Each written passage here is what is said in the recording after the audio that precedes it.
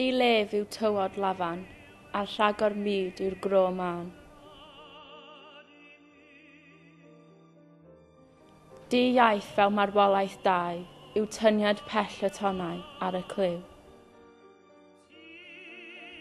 Tawel yw'r clai, a mynwent yw dŵr menau.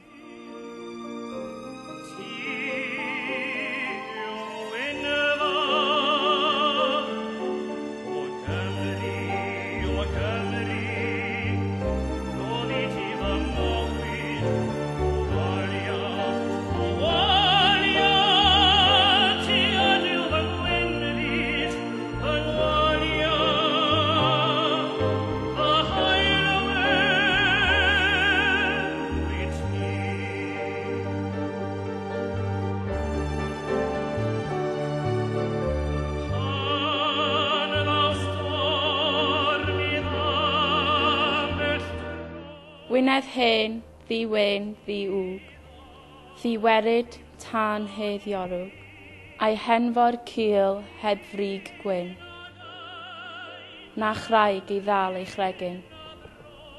Heb wybod wylo baban, heb sgwrs a heb sio gan.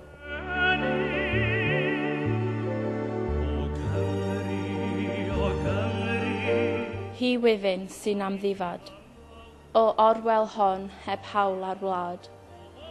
Di gryd yw ei geiriau hi, di eilwyd yw ei holi.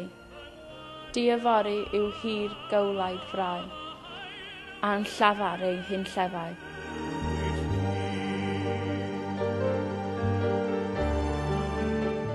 Distawrwydd didosturi, sydd yma'n siôl ar ei hôl hi. Nid oes rhag ei hoes o gyr, un gesail iddi'n gysur yn yr hwyr. Ni chliw neu rhaid, ei chenedl un o chenaid.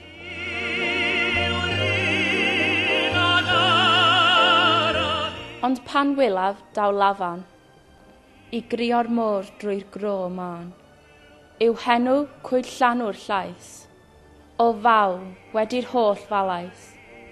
A thrwy hyn daw hi o'i thrai i mewn dros dywod menau.